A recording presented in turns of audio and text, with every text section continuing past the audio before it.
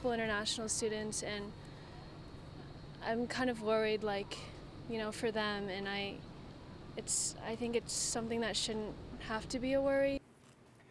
Tonight, concerns on the UCLA campus after the detainment of a student at the southern border. Hi, everyone, and good evening. Welcome to West Coast Wrap on this Good Friday. I'm Frank Malakote. It appears the international grad student was detained while trying to re-enter the U.S. south of San Diego. It's another case of calling President Trump's mass deportation efforts into question. Fox 11's Matthew Seedorf has reaction on the UCLA campus. Possible fallout on college campuses nationwide from last year's pro-Palestinian protest. They're agitators. They don't love our country. We ought to get them the hell out. President Donald Trump's administration recently revoking at least 1,000 student visas across the country, including a dozen at UCLA, many reportedly participants in the anti-Israel rallies. How are you guys feeling over the UCLA student being detained by ICE? At UCLA Thursday, protest over a student detained at the U.S.-Mexico border. ICE! No KKK! No fascist USA! UCLA isn't confirming the student's name or nationality, but we're learning it's an international graduate student taken into custody by Border Patrol Wednesday night south of San Diego. Have that person in my thoughts and in my prayers, and I hope the best outcome for not only him or them, but like everyone. This, the scene almost a year ago at UCLA. When you take over a building, is it still peaceful? Yeah, because our tuition pays for it. Pro-Palestinian demonstrators set up camp and clashed violently with counter-protesters. More than 200 people arrested from the encampment. We'll revoke your visa, and once your visa is revoked, you're illegally in the country and you have to leave. Secretary of State Marco Rubio has been adamant non-U.S. citizens who were in an anti-Israel protest last year could have visas canceled. Why would any country in the world allow people to come and disrupt? Now, we gave you a visa to come and study and get a degree, not to become a social activist that tears up our university campuses. I'm friends with a couple international students, and I'm kind of worried, like, for them, and I think it's something that shouldn't have to be a worry. It's unclear if the UCLA student detained by Border Patrol played any role whatsoever in last year's violent protest on campus. A spokesperson from UCLA says the student remains in the custody of CBP, and we are actively working to learn more information. And that was Fox 11's Matthew Seedorf reporting. Today, a San Francisco federal appeals court upheld the lower court block from March. That stops the Trump administration from ending temporary legal protections for hundreds of thousands of Venezuelans. Those protections were set to expire earlier this month, but last month, the lower court found that Homeland Security Secretary Kristi Noem's protection reversal to be unlawful. Today's ruling allows 350,000 Venezuelans to live and work here in the U.S. Well, an operation designed to combat illegal immigration has resulted in a major weapons bust in Colorado. The feds say Fremont County deputies discovered about 180,000 rounds of ammunition during a March traffic stop outside of Pueblo. The ammo was packed in more than 100 boxes. 2 Mexican nationals have been charged with unlawful possession of ammunition. U.S. Attorney's Office says the bust was all part of Operation Take Back America. Nationwide initiative is focused on combating illegal immigration, cartels, and transnational criminal organizations. Got an update tonight now on the escaped inmate from California who's suspected of killing a police officer in Tijuana. Today, the U.S. Marshals Service confirmed Cesar Hernandez has been arrested in Mexico. Images posted to social media show him surrounded by law enforcement. Last year, Hernandez escaped from custody while being transported to court in California's Central Valley. Investigators say he's responsible for last week's killing of a Tijuana officer, Abigail Esparza Reyes. She was killed during a shootout. Hernandez is currently facing criminal proceedings in Mexico. Well, the judge in the University of Idaho murder case ruled the eyewitness's testimony about bushy eyebrows is relevant for the jury. Defense attorneys for Brian Kohberger, the suspect in that 2022 stabbing deaths of 4 college students had asked the judge to bar evidence referencing the bushy eyebrows because they say the roommate's description is unreliable, but the judge disagreed. Judge also denied blocking references to Koberger's car as the suspect's vehicle. Jury instructions have been completed in the Arizona trial of the so-called Doomsday Mom. Lori Vallow Daybill is representing herself in the case. She is accused of plotting the murder of her ex-husband, Charles Vallow. On Monday, she'll need to confirm whether she intends to move forward without submitting any evidence or asking witnesses to testify. If she does not change her mind about her defense strategy, closing arguments will begin on Monday. Vallow has already been convicted in Idaho in the deaths of her 2 young children.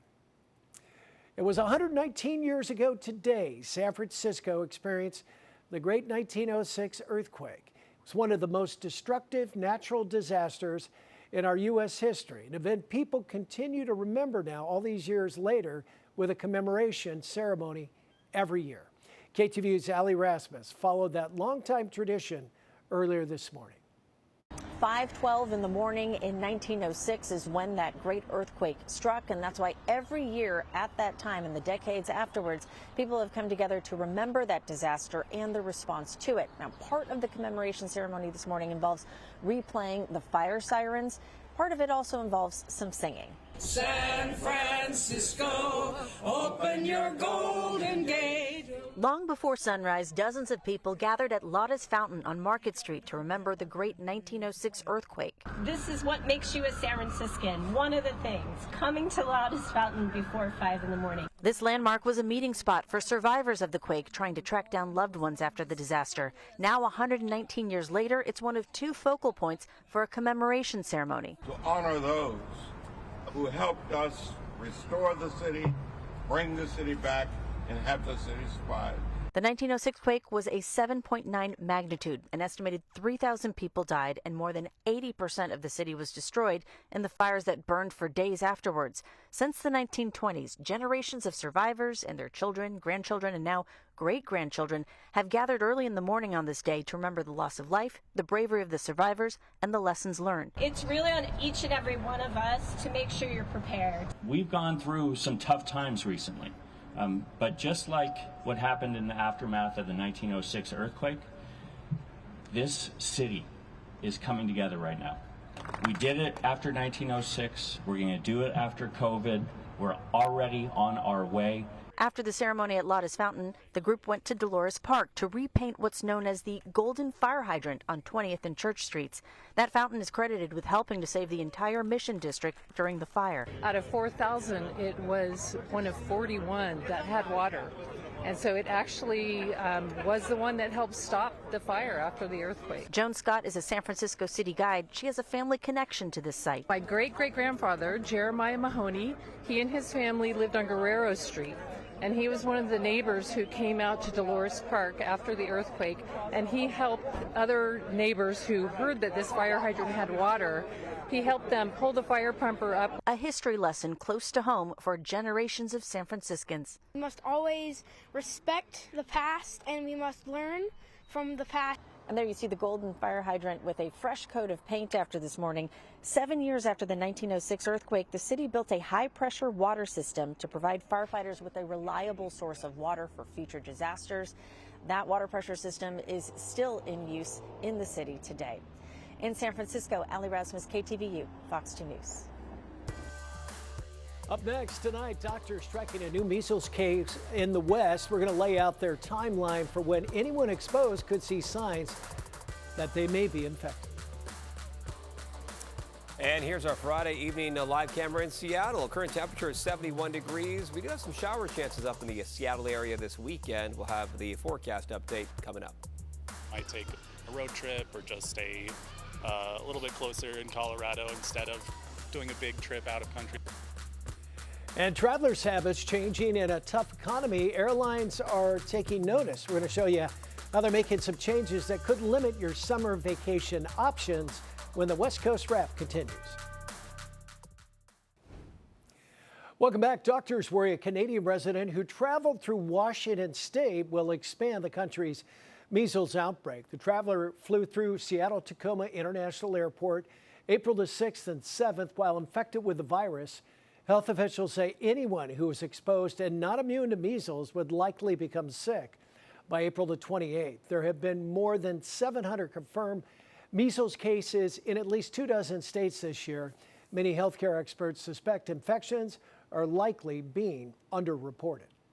Lack of diagnostic testing, people not coming forward to be tested. So I anticipate we're going to see more cases, and because there's just more people with measles that are not in the official number. Health officials want anyone who is potentially exposed at SeaTac Airport to get up to date on vaccines and to contact a healthcare provider if they develop a fever. They do stress the risk to the general public, though, is low. People planning to book flights over the summer may notice fewer options than usual. Live look at LA International Airport on a cloudy night in Southern California. Travel insiders say airlines are cutting flight schedules across the country. Fox's Kennedy Hayes got some insight on that trend at the Denver International Airport. Travel experts tell me this is the first time airlines are seeing demand slightly soften since it picked up post-pandemic. And this week, United Airlines said they're scaling back their summer flights. Both Delta and United, two of the major U.S. carriers, have reported earnings and said that business was softening a bit, and so they're reducing capacity. So what they're doing is they're cutting some of their less profitable flights, mostly for flights happening in the late summer and into the fall. So not immediate cuts, but we are seeing some reductions in schedules, especially here in the U.S. Travel analysts add airline cuts have a lot to do with economic uncertainty surrounding tariffs. Demand is dropping for business and federal employee trips, but not as much for international travel. To get ahead on any slowdown in demand this summer, United says it's reducing domestic capacity by about 4% starting in July. And travel experts say you could see a reduction in early morning flights and red-eyes. Tickets could also get more expensive. Some travelers tell me they are already planning ahead. Costs and everything like that are something I'm always kind of keeping an eye out on. I might take a road trip or just stay a little bit closer in Colorado instead of doing a big trip out of country. I'm hoping to go to Portugal a little bit later this summer, like in August or September. I am starting to do my homework now. Experts say when it comes to finding the best summer trip prices for domestic flights, it's best to book 1 to 3 months before your trip, and for international trips, 3 to 5 months ahead. So if you see airfare you like, book now. You can also set up Google alerts to track those flight prices as the months come along. At Denver International Airport, Kennedy Hayes, Fox News. Well, the weekend is getting started with a lot of new snowfall here in the west. This is what it looked like in Flagstaff, Arizona. This afternoon, the last measurable snow of the season in Flagstaff often occurs around the 23rd of April, so still a few days to go. Flagstaff isn't alone. We also see snow falling in Utah and Colorado today. In Utah, snow had Salt Lake City suburbs blanketed with the white stuff. And in Colorado, about 6 inches piled up outside Boulder by 6:30 this morning. Let's bring in KTVU Chief Meteorologist Mark Tamayo, who's tracking the snow showers and other conditions building up to Big Easter Sunday. Mark, good evening. Hi there, Frank. Good evening to you. Yeah, the active radar this evening showing you some rain showers and some snow showers over portions of Arizona, as you mentioned, also parts of Colorado and Utah as well. So winter not over just yet as we track the snow. In fact, let me go ahead and expand the view. So here's the coverage on the radar over the past few hours, as you can see, especially out toward Denver. There's the snowfall making a comeback for today, and possibly into your Saturday as well. As far as Arizona, you can see all these storm reports showing up here. One storm report right around Flagstaff from earlier today reporting nearly 6 inches of some snowfall. So still a bit unsettled, a bit cold. That's the cold part of the weather pattern. As you can see, the circulation that is setting up the cloud cover, the rain showers, and the snowfall as well, impacting portions of Utah and out toward Colorado as well. As we come in closer once again, there you can see all the action on the radar. Some clouds moving into Southern California, the Bay Area, some fog from this morning, trying to clear on out into the afternoon hours. Up in the Pacific Northwest, you can see some clouds on the approach here and maybe some shower chances up in Seattle for tomorrow, about a 20% chance for the Saturday forecast. Right now it's 65 in Phoenix. Las Vegas is 62. Los Angeles in the upper 50s. San Francisco 54. And then some 70s for Portland and Seattle. Another nice day, though, in Seattle. High today of 71 degrees, showing you just some high clouds drifting into the area. San Francisco, this looks like summertime with that fog back in the picture with some clearing out toward the bay, but still some patchy fog out toward the coastline.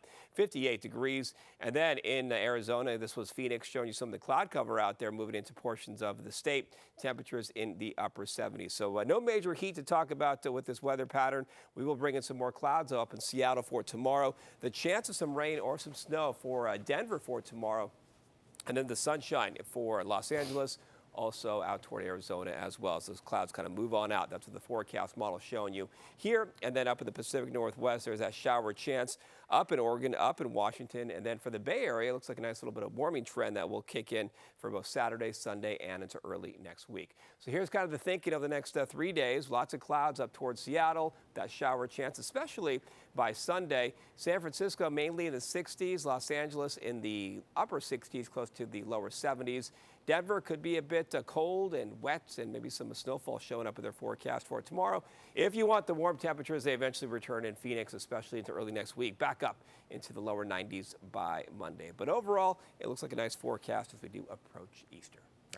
Sounds good. Thank you, Mark. It's going to be a busy Easter weekend in San Francisco, but one big event many people look forward to, it's not happening again this year. The annual 420 celebration at Golden Gate Park was called off for the second year in a row because of a lack of funding. That event was unable to find a sponsor for the free event that in the past hosted as many as 20,000 people.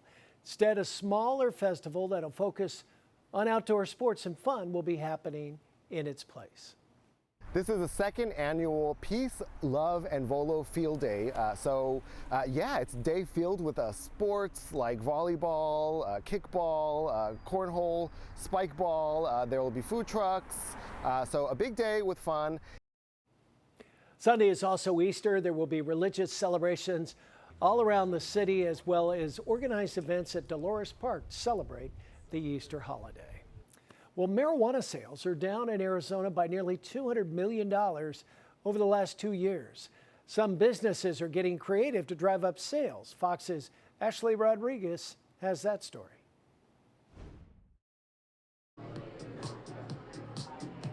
We can go to church.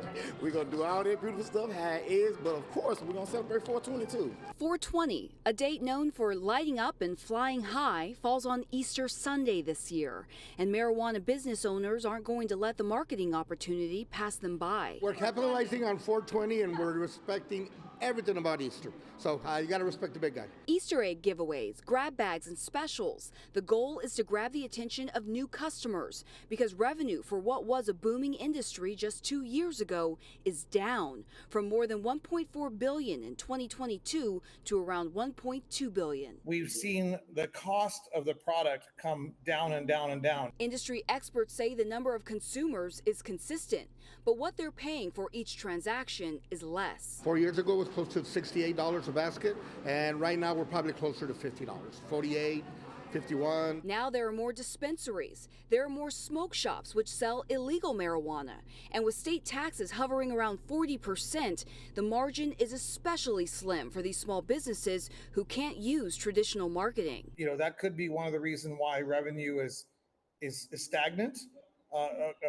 Consumption is stagnant, and is because the advertising and the marketing restrictions that are on cannabis. Which is why this week you'll notice more social media, billboards, and flyers encouraging you to get in the Easter spirit by buying some flour, some grass, some green. We're just being very careful. We want to make sure we don't insult anybody and we don't, go too far with anything as far as the Easter part.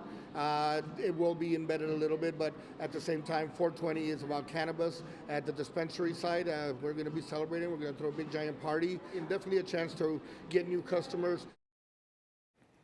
And that was Fox 10's Ashley Rodriguez reporting 90% of the tax revenue that's generated from cannabis sales in Arizona go to police departments, highways, and fire departments. Still to come, crowds are back in Southern California in the desert for the second weekend of Coachella. Coming up, nearby businesses complaining they're not seeing enough action. Then Saturday and Sunday, it seemed to be more just regular folks that were here visiting and not so much the Coachella group.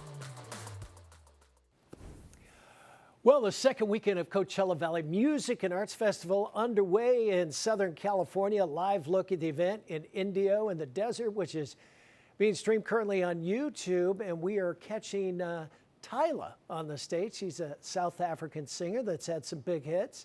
This weekend's headliners do include Lady Gaga, Green Day, Travis Scott, Post Malone, and Ed Sheeran. Well, some business owners near the festival venue aren't seeing the boost in business they'd hoped for this year. Fox's Kendall Flynn spoke with them about changes they think would help.